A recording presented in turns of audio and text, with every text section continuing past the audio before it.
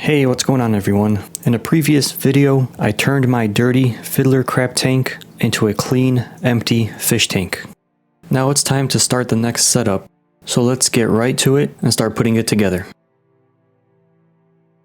I am going to start this tank out by adding Caribsea African Cichlid sand mix and simply dump it into the aquarium. I'm not going to spoil what's going into this fish tank, but by the end of the video, many of you will be able to guess what the next inhabitants of the enclosure will be. But I will leave it up to you all to figure that out. For this tank, I'm using a 20-pound bag of sand. The fish that will be kept in here may move the sand around quite often, so if needed, I may add more sand in the future. I'll have a link in the description for anyone interested, but here's a look at the bag for anyone curious as to what the packaging looks like. I'm going to be adding water later, so it will displace some of the sand a bit, so I'm just going to quickly spread it out in the tank because it will get moved around. In another previous video, I broke down the Hygger 4-in-1 aquarium filter. Now it's finally time to put it to use. I chose this filter because it adds a decent amount of flow. It has a couple of compartments that allow me to change filter media and sponges. I also wanted to change it up and use an internal filter compared to an external hang on the back filter. I'll also have a link in the description below for the video where I break down the filter, and I will also provide a link if anyone is interested in buying this filter. To make the filter a little more discreet, I am adding Texas Holy Rock in front of it. The rock will also add the bonus of helping buffer the water to increase the pH and water hardness. Besides the filter and the rock, I'll be squeezing a heater next to the filter and tuck it away into this corner. Keeping it all in this corner will leave some open space for the aquarium.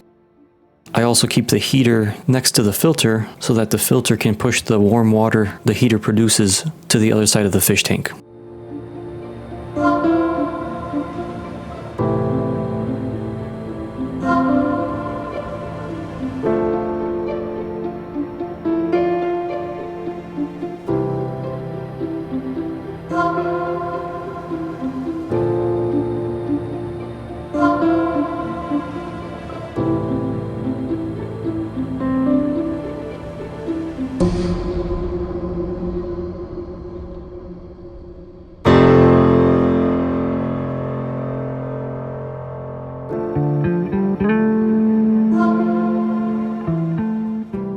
So for the next step, it's time to pull out my trusty solo cup with holes at the bottom to begin filling the aquarium. I use the solo cup to help lower how much sand gets churned up while the aquarium is getting filled. This helps decrease the cloudiness by preventing water from splashing all over. I don't have a perfect system in place, but what I use is good enough for me. I'll speed up the process so y'all don't get bored watching me fill the fish tank, so I'll check back in with you all in a little bit. For the rest of the filling, I'm just dumping water straight into the fish tank. At this point, I'm not too worried about clouding up the water because there's already so much water in the aquarium. By the time the water gets to the bottom of the tank, there will be a limited amount of sand displacement. You could see a little cloudiness, but that should go away pretty quickly once the filter is fired up.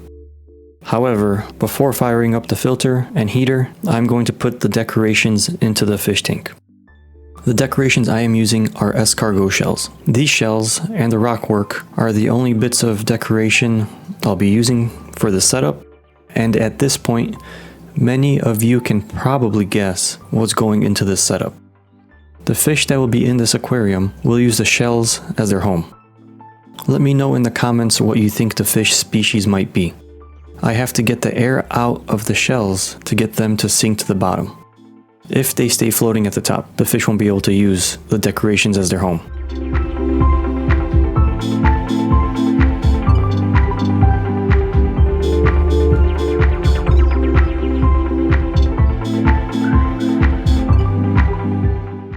We're finally at the end of this setup, and what we have to do is turn on the equipment.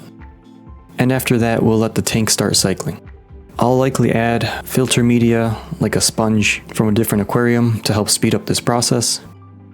Adding media from a different fish tank that's already colonized by bacteria is a great way to jumpstart the cycle and shorten the length of it from 6 to 8 weeks to maybe a couple of weeks. Regardless, I suggest that you monitor the water conditions while the process is going through.